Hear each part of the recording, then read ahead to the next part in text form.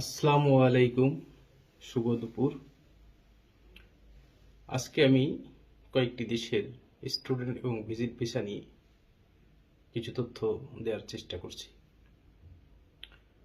এখন বিশ্বের বিভিন্ন দেশেই ভিজিট এবং স্টুডেন্ট ভিসার হার আগের থেকে অনেক বেশি।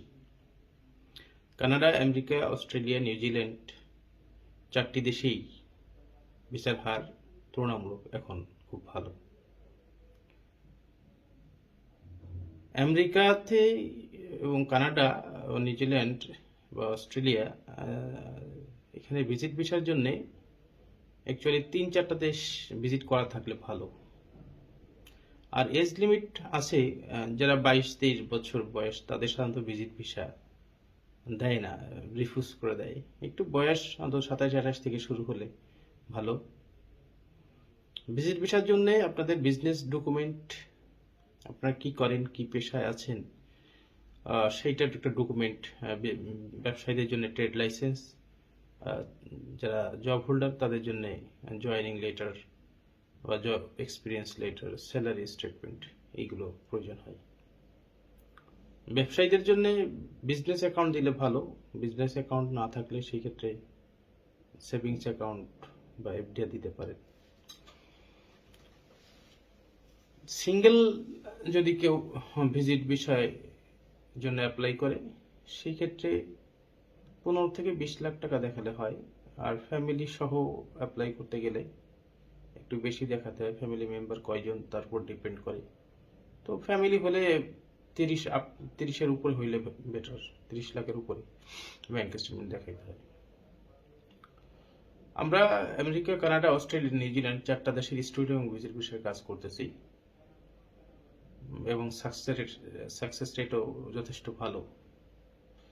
আমরা ভিজিট ভিসার জন্য যে ক্লায়েন্টকে সর্বোচ্চ প্রস্তুতি নিতে সহযোগিতা করে থাকি তার ইন্টারভিউর জন্য, বিশেষ করে আমেরিকার জন্য।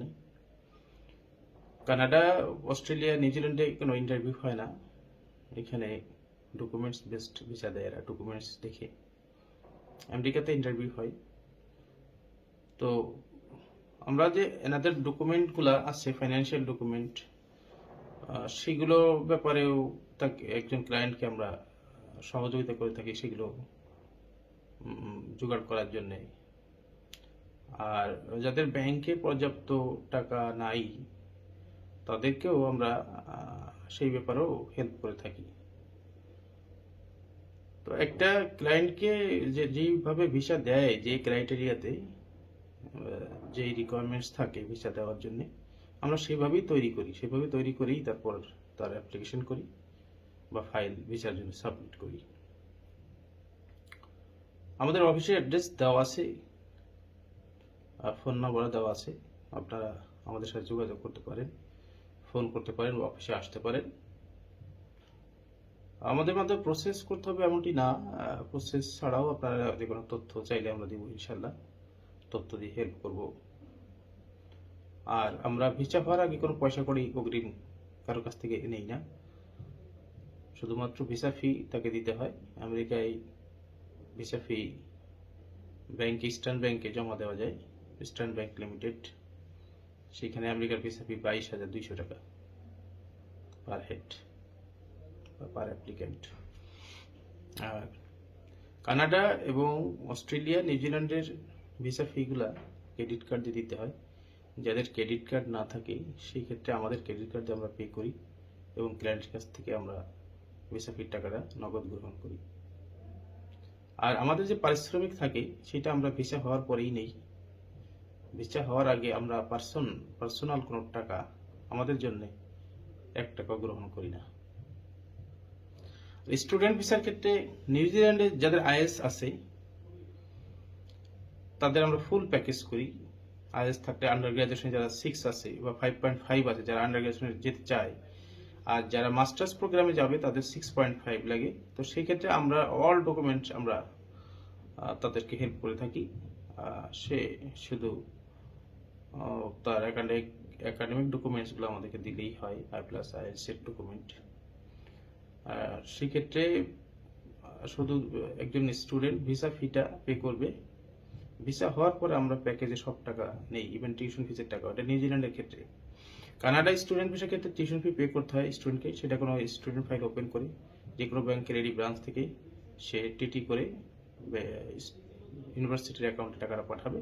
জাস্ট টিডি কপিটা আমরা দিলেই, আমাদের কাছে দিলে আমরা তার চূড়ান্ত ভর্তির জন্য বা লেটার অফ অ্যাকসেপ্টেন্সের জন্য আমরা ইউনিভার্সিটিতে পাঠিয়ে দিই।